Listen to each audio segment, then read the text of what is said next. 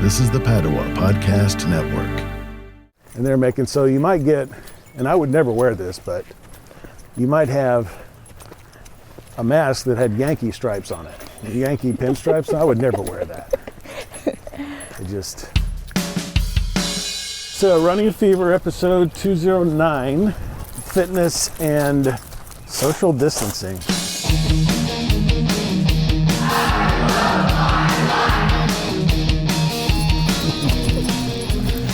It's a beautiful day here at Lake Atalanta in Rogers, and I'm here with my friends Jill and Sachi.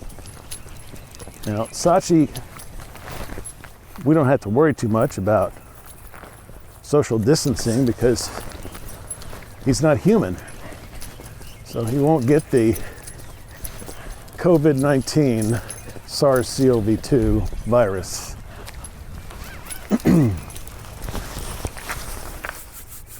But the other two of us are needing to practice social distancing today and still try to get some exercise.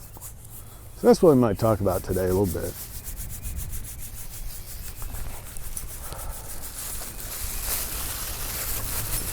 It's cold. It is. For April, it's high 30s, low 40s maybe. I think so. And the steam's beautiful. And as usual, Sachi sets the pace and chooses the direction we're going to go. Yeah, I've got my winter hat on. Got the old green sweat hoodie on. I didn't get my gloves, so I'm just going to have to go with the sleeves over my hands. And then it's kind of wet. You know, I've never thought about this until today, but Jill, what do you think is the difference between a mist and a drizzle? Did you hear me? Yeah, something about a mist and a drizzle. I was going, okay, what else you can say about that? What's the difference? What's the difference? The mist is like what's coming off the lake right now. The steam. The weather report today said drizzle, and I just, I don't know what a drizzle is, other than, a light rain. And they say light rain is another thing too. I don't know. We'll have to leave that a mystery, I guess.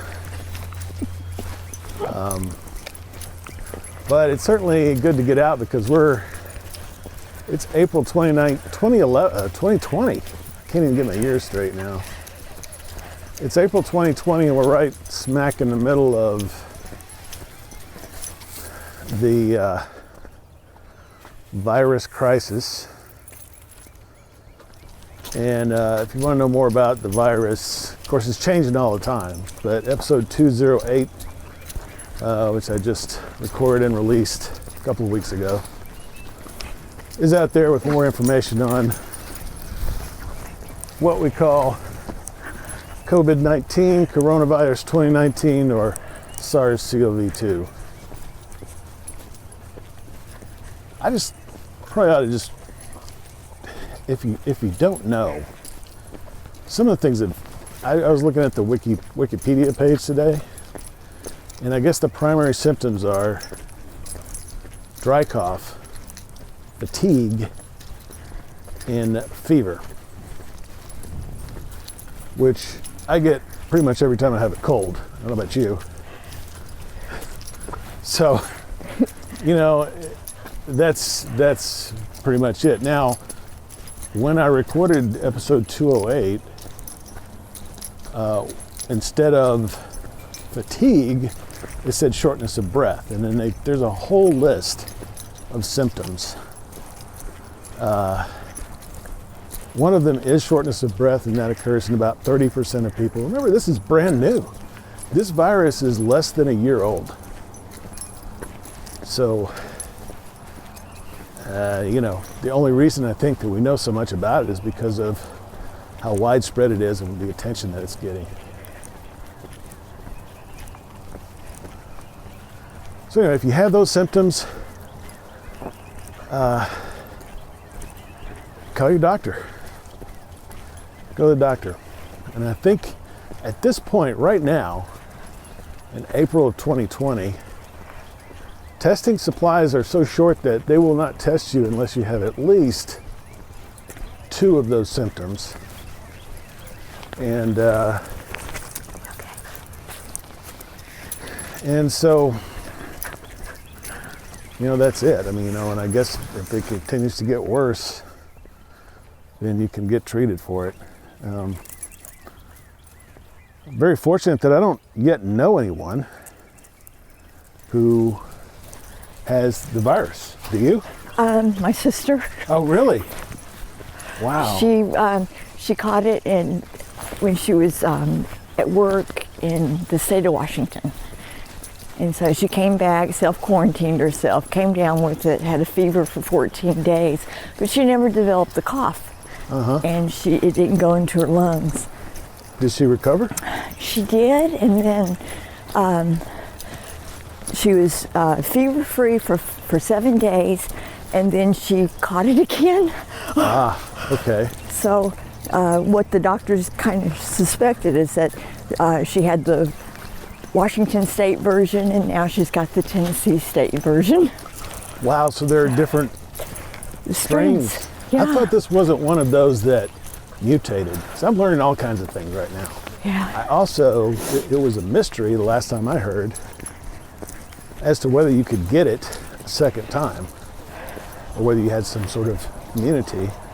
But from what you're saying, there are different strains of it, so it doesn't matter. Right. And that's pretty fast. And this time she's got the cough and the head cold. And she's right in the middle of it right now. Right, she is. She's starting it again. Wow. So, how do you feel about that?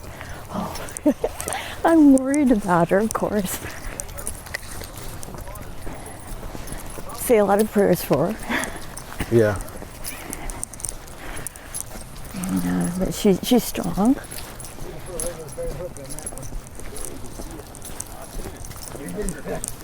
Well, so now I know someone with 2 degrees of separation from me that's got this virus. So, it's devastating. It is, it is.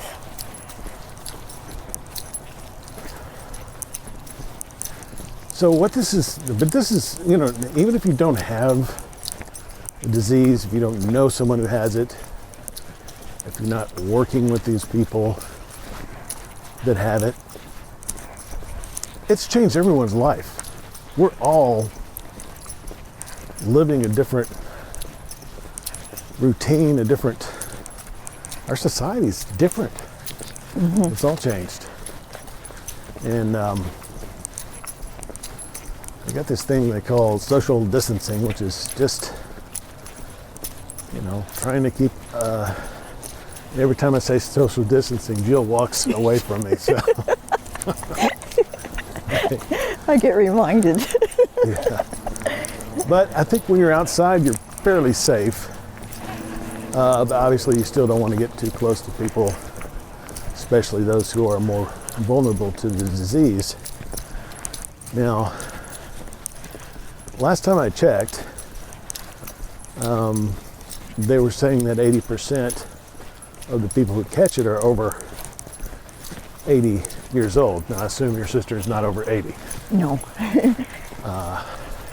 So those are some of the people who are more vulnerable if you've had any sort of respiratory. This is a respiratory virus. What SARS stands for is severe acute respiratory syndrome. Sachi's getting tired. Sorry. It's all right. We can walk slower. Okay. Or he's just bored. How could you be bored? I know. I tell you what, it just feels so good. And one of the things about staying healthy is just psychologically healthy.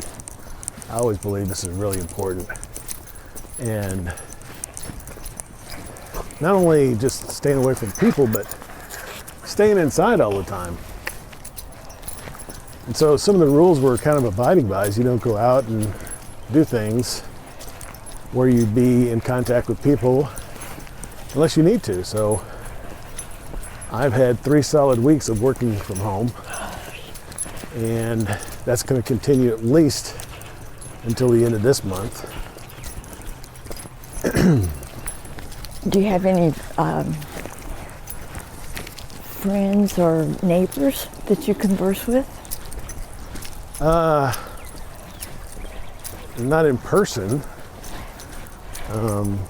but yeah, we're always, we're doing a lot of Zoom. We're doing a lot of video meetings with each other over the internet. And I wonder if you've tried that with your group, your at my office. Your group, your counseling or group therapy things. Yeah, they're support group. Yeah, the caregiver bereavement group. Caregiver and bereavement group. I haven't tried it, to be honest, because I don't know a lot of the people. I'm not quite sure how savvy they are, and everybody has different types of cell phones, and so I don't know that some would know how to do that and others would. Yeah. So it's kind of hard. But one-on-one basis, we do text each other, stay in touch. That's good. Yeah, so that's the kind of interactions we've had. I know my friend Robert, who's been on the podcast several times, and his wife and son, last Saturday we had a video conference where we just got, talked, and we're able to look at each other and hear each other. So, I mean, it's not like being there, but it's the best we have right now, I think. So nobody's going to church. We're not going to work. Nobody's going to school.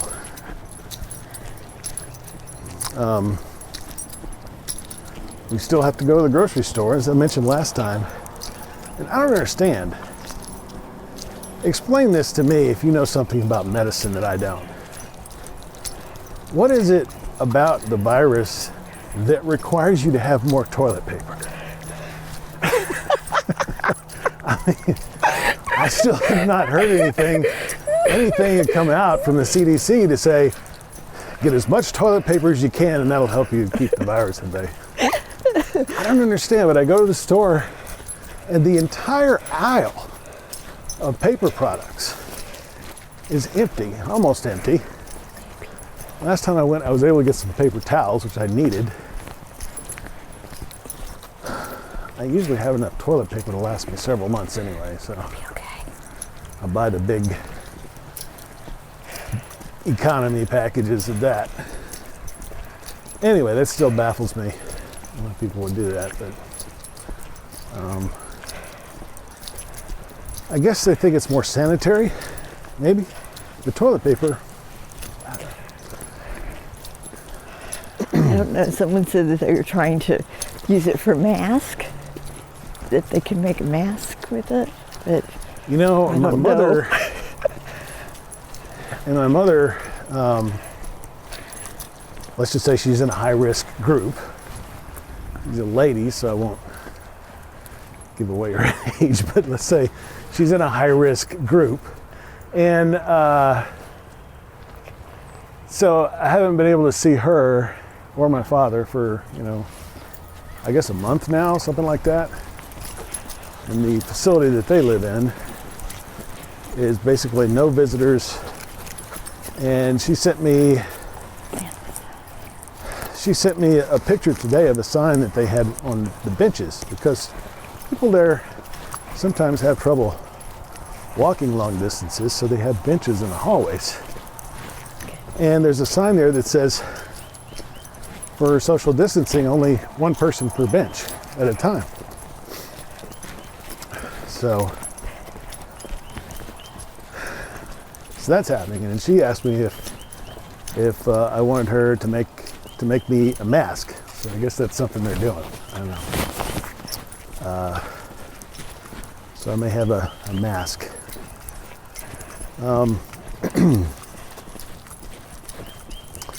Yeah, so something that interests me when you mentioned it. You said something about a stay-at-home order. Stay-at-home order. And I understand there's some controversy because some people are saying, well, all states should have a stay-at-home order. And there are a number of states, I think 7 the last time I checked, that do not have a stay-at-home order. I'm already staying at home most of the time. What does that mean, Jill? Basically what we're already doing, except they just require, there's a curfew at night, I believe, if it comes to Arkansas. Each state chooses their own way of formatting it. Okay, so it's different in different states. Yeah. I mean, it's pretty much, once they close the schools, the restaurants, and they encourage people, I think any company is going to have as many people work from home as they can. Now, I am fortunate. My company is essential. And so even though we have factories where people process food, it's necessary so people have food. Mm-hmm. You can't just shut down a very large food producer or all food producers just because of that. So, I know we've taken measures. They're taking everybody's temperature before they go in and practicing separation as much as possible. And people are afraid, one of the things that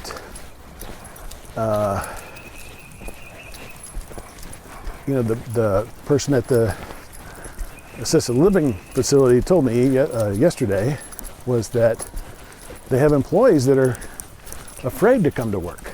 Yes. And so they're not coming to work. So a situation that's already bad because they're not eating in the dining room, so they have to take meals to everybody's room for all these apartments. And they're having to do activities. They're doing them in the hallways. They're not putting people all together in a room. And so the staff has to do more, and there's less of them because people are not coming to work. Mm-hmm. So it's a really tough situation for them, and I really am grateful. I expressed my appreciation to her for all that they do. And we should do that for all the medical professionals out there that are keeping things going, keeping us safe and healthy. And my job in particular, they could fire me and, they wouldn't notice any immediate, food wouldn't stop coming to your grocery store because I didn't come to work. At least not, for a while. I like to think my job's important, but it's not that important. But because the company is still working and producing, maybe even more than usual because people are stocking up on food, then my company's doing well, so I'm likely to be able to keep my job. Mm-hmm. And that's one of the big problems we have now is people are losing their jobs. So people don't have money, which is bad enough, but they also don't spend money. I heard that consumer spending is 40% of our economy. So when people don't spend money, other people lose their jobs. And it's just I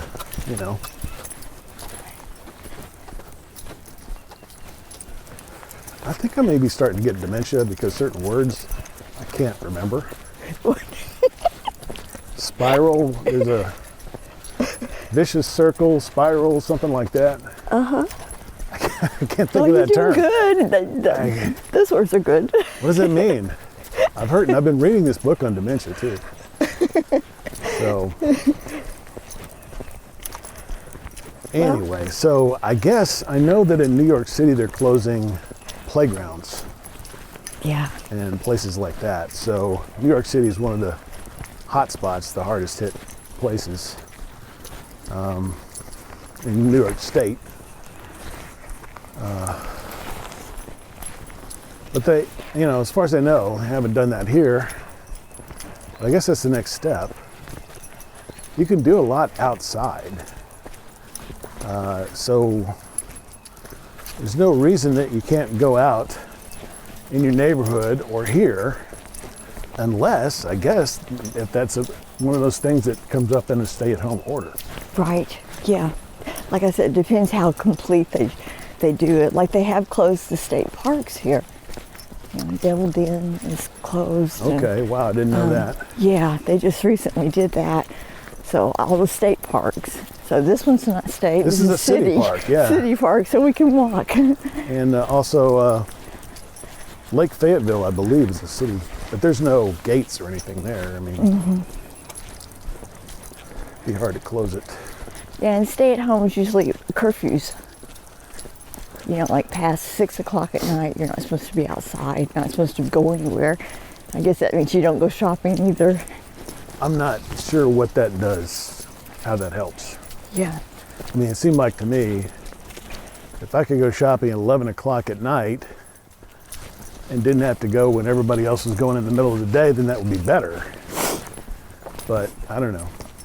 Well, last night they said Walmart may just keep a few people. 10% of their square footage, I think, is the only amount of people they can have in their store. And so it said that you may have to wait outside until you can go in. So they're going to only allow so many people in the store. The grocery store is one of the hardest places to social distance because there's so many people in there, and they're more crowded than they usually are. Even several weeks into this, the stores are still more crowded. And last time I went to the store, I got 2 weeks worth of groceries. So I didn't have to go this week. And I'll go again next week, I guess. So that's one of the things you can do, one of the things they recommend.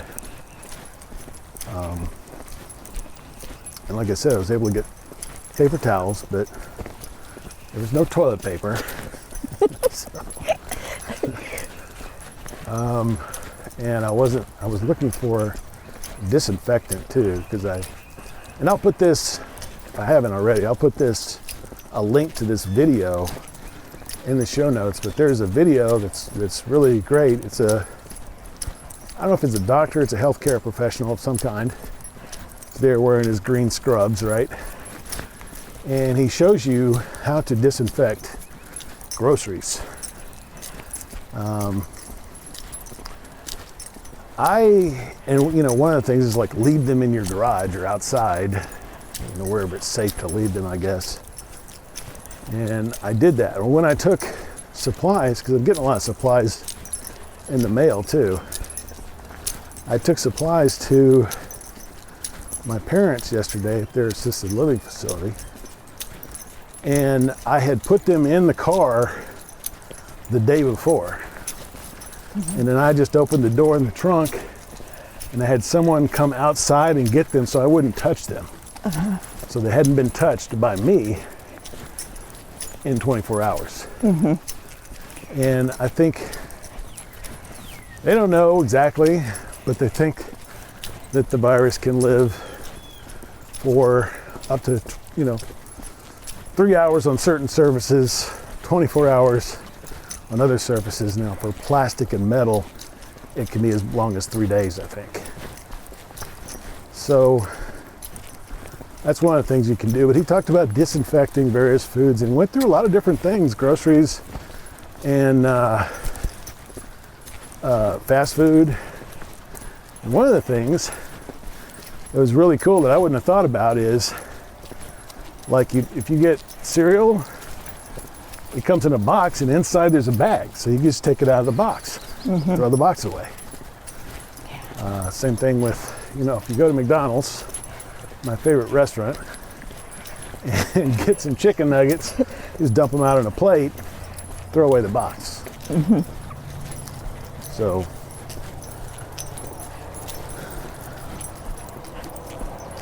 but I know I'm a kind of person I'm an introvert. I get along usually just fine being on my own. But this is too much for even me. Especially work. Because over the years, I've become accustomed to going to work and dealing with people there. And now I don't get to do that. So that's a big deal. Then church, a lot of people are really missing the church because this is a time when we really need, guidance of our faith, right? Right. We have the live streaming masses, which they've started doing. Some churches are doing that, live TV services, I guess, over the internet and that sort of thing. So, oh yeah, big purple. Beautiful, yes. Lovely. Redbud tree. Purple tree. What kind of tree is that? Redbud. A redbud. Okay, that makes sense.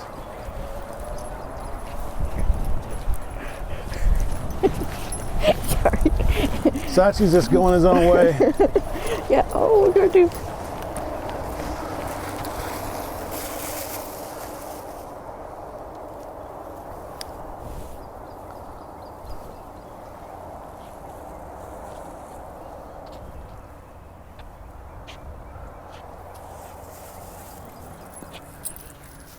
So what does this do for fitness? I mean, that's what this podcast is all about, health, fitness, living as long as we can. Well, certainly avoiding disease is one of those things that's real important these days.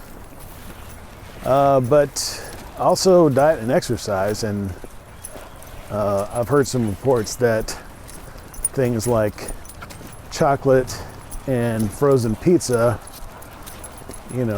more people are buying these types of things. Of course, part of that is, I heard another interesting statistic that said 30% of our calories come from restaurants, which I thought was amazing. I used to eat out every day, so it shouldn't be a big surprise to me, but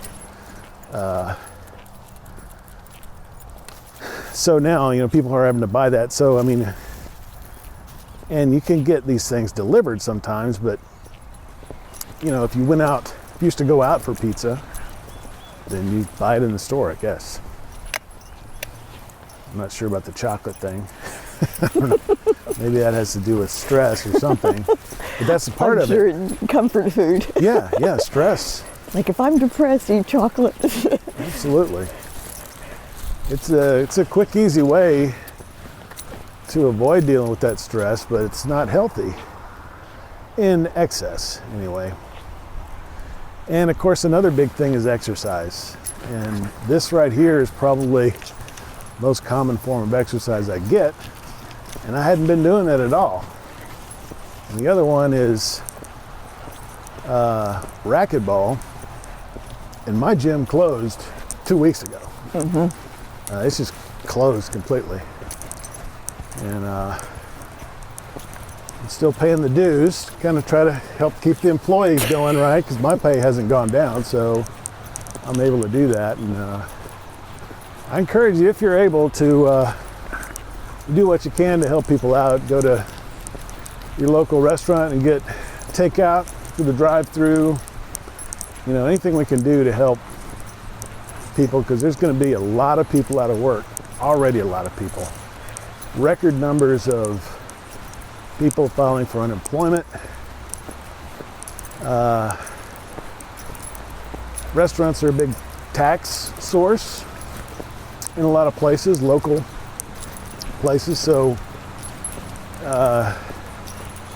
and sales tax from these stores that are closed.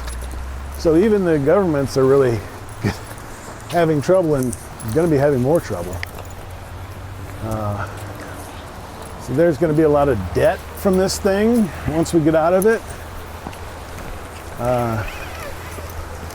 Just a mess. But anyway, today we're taking a stand and we're trying to social distance outside and still get our exercise.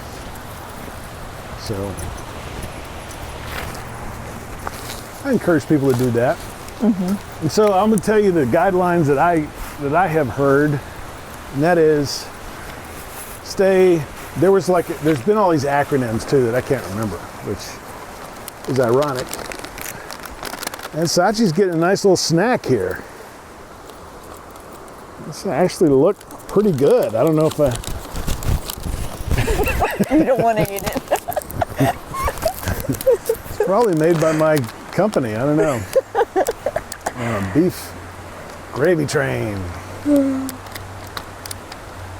He's diabetic, so I have to keep. Oh, right. That's what he's talking to me about. Certainly looking forward to it. My fingers are frozen. Jumping up, licking his chops.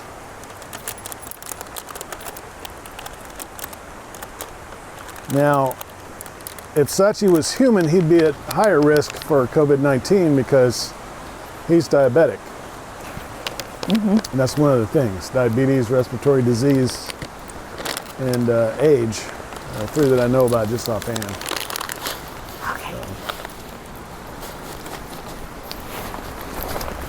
So wash your hands. Stay 6 feet away from other people. Keep a distance of 6 feet, which we've been kind of doing this whole time. Don't touch your face. That's a big one. And really hard to do. Yeah. In fact, now the only mask there's a certain type of mask, it's this high-tech, really dense mask that will keep a virus out of your, when you think about it, a virus is very, very small. So the holes in the mask have to be very, very small. So there's a certain type of mask, and those aren't just readily available everywhere. But people are also wearing surgical masks, and the purpose of that is to keep you from touching your face. It's nothing to do with breathing anything, we just keep you from touching your face. Because our hands go all kinds of places like doorknobs and shopping carts, all kinds of places like that. And then when you touch your face, you're more likely to get it inside your body through your eyes, nose, ears, mouth. So don't touch your face. Keep a 6 foot distance. What are some of the other ones? Oh, wow.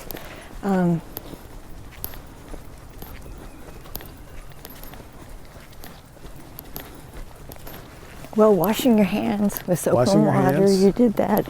Or use... There's a special method of washing your hands too. Yeah, right. You soap and you cover your whole hands and kind of scrub. And then run your hands under water for at least 20 seconds. I've been doing that.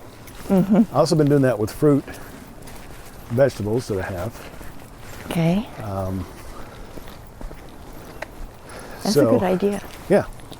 So if you pet Sachi, you're going to have to soap him up and water him down for 20 seconds. So anybody else that touches him, anyway, I was joking about that.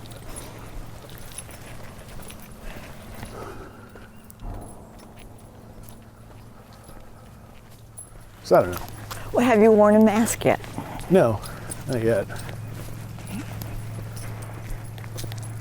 And I don't know if I'm gonna wear a mask. Well, the president is suggesting that everybody should start wearing a mask. Was he wearing one when he suggested that? No.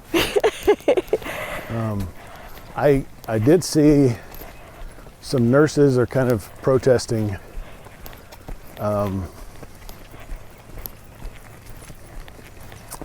and I can't remember what they were protesting, but it was something to, I guess, protect them.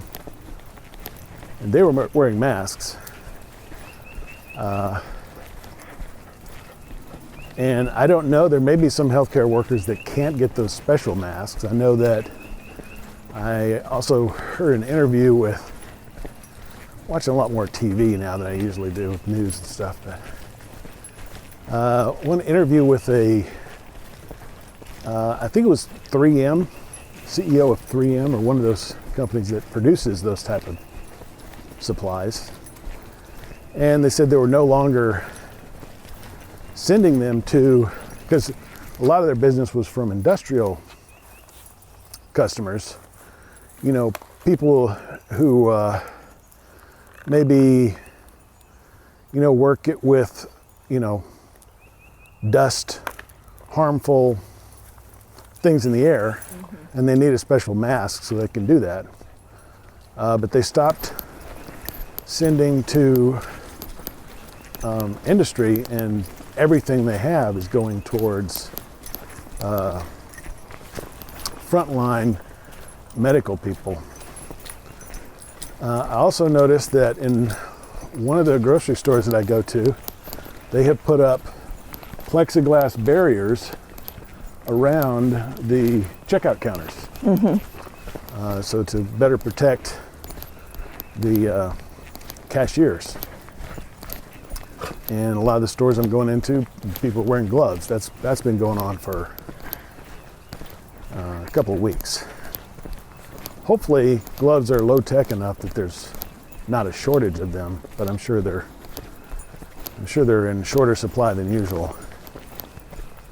But anyway, hopefully, I'm guessing that some medical professionals are still unable to get the special mask because they're still shipping them as much as possible. And I've also seen where, you know, companies that make things that people, you know, they had to shut down their factories because of social distancing, or you know, you know, they're in an industry where they're not selling anything because people aren't going to stores and buying them. And they've been allowed to come back to work wearing masks so that they can make masks. And these are just the surgical masks that I'm talking about. They don't stop the virus from getting into your respiratory system. They just stop you from touching your face. But still, that's one of the big deals. So a lot of them are like these, you know, they make these expensive ties and shirts and stuff, and they're now, and there's one that makes baseball uniforms and other athletic uniforms for the professional sports. And they're making, so you might get, and I would never wear this, but you might have a mask that had Yankee stripes on it. The Yankee pinstripes, I would never wear that.